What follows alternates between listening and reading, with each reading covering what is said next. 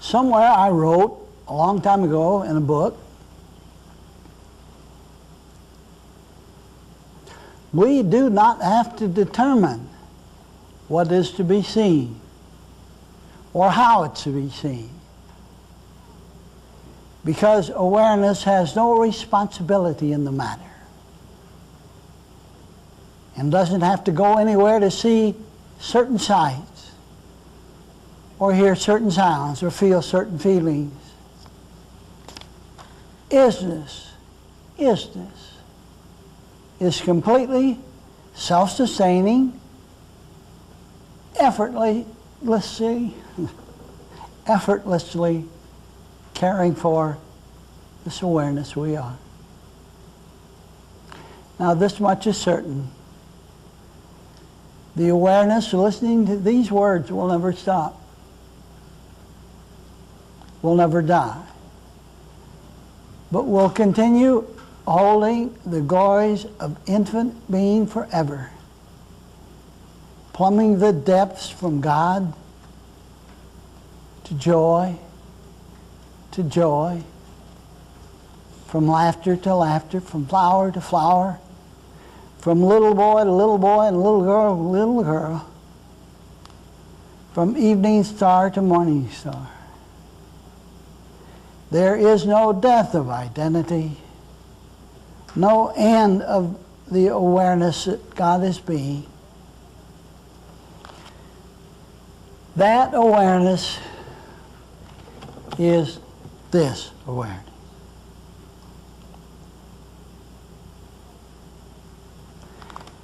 And that's how I would like to start. There is one thing that no one in this whole world will quarrel about. We quarrel about everything else, whether the Bosnians are doing what they're supposed to do or the Serbians are doing as they should, or whether we have dressed properly or not, whether we should have come or not.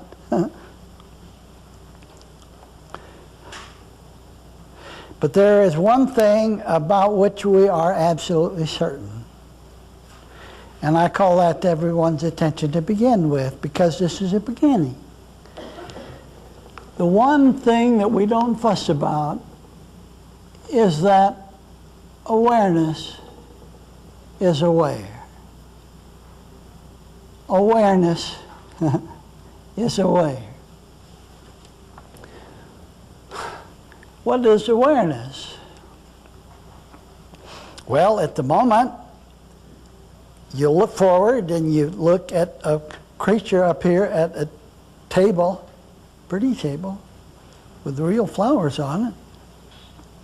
And you say his name is Bill. But I want you to be more basic than that. You began with awareness, did you? You were waking this morning and you looked around and you said, oh, what am I doing in Georgia? Or, why am I here?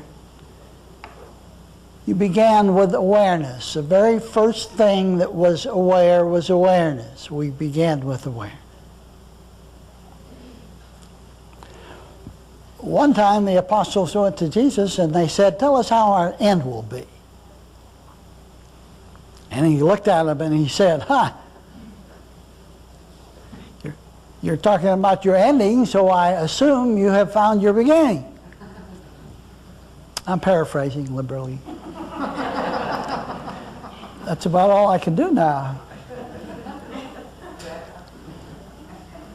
And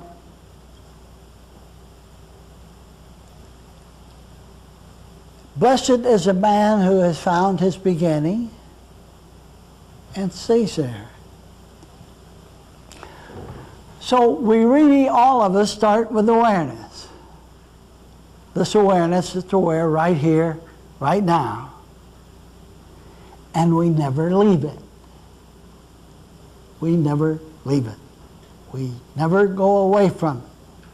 Awareness itself is who and what we are. There are those who began to wonder, Well, what's life all about? Why am I here? Well, what's awareness all about? Awareness is always awareing. It's always aware.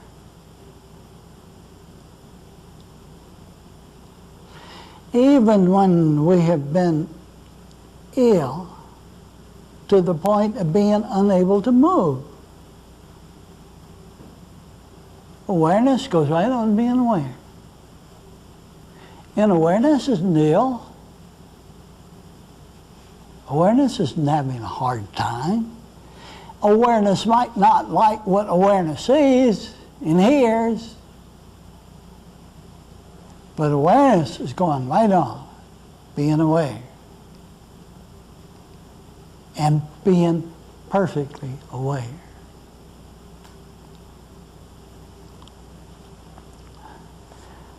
Three years ago, I had a heart attack. It wasn't my first one. I've had a lot of them, and if you will excuse me, I will tell this story because it will help you maybe.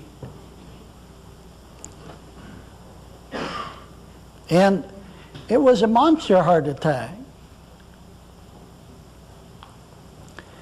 And they can come at any minute.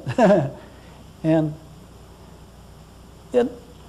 I was given an angioplasty because they said that will help. And I said, well, you're the expert, so have at it. And there was an angioplasty, and it went well. And everything was going fine. And then all of a sudden, it collapsed. And I was all by myself.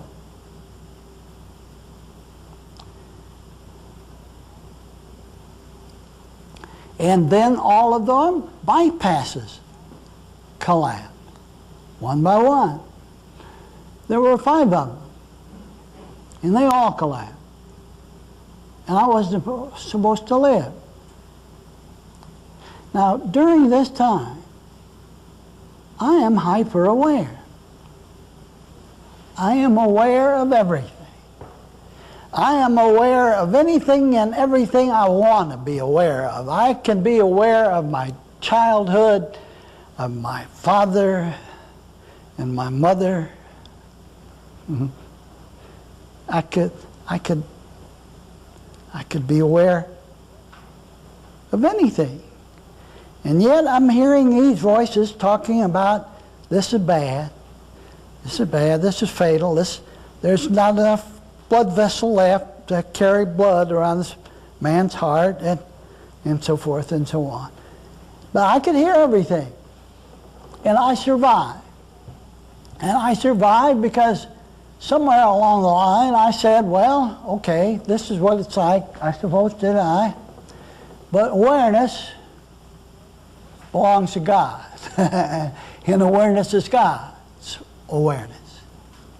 It doesn't belong to me. It doesn't belong to Billy or Bill. It belongs to God. And so God take care of it. God took care of it. Somehow I survived. And somehow the body created what was necessary for a heart to survive. It was nip and tuck for a while. And there was a wonderful lady that was present. And I remember her coming into the room and tending those chores that nobody else wanted to. And one day she bent down real close to my ear so I could hear her. And I'm going to say it like she said it, because the way she said it couldn't be improved.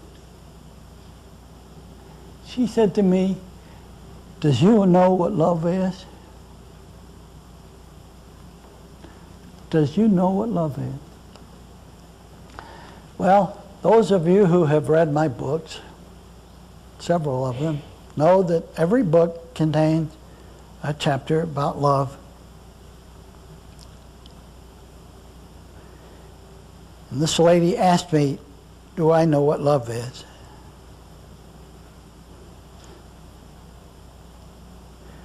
And I wanted to hug her neck. And for the first time in my life, I guess, for the first time in my whole life, I was totally, fully, absolutely honest.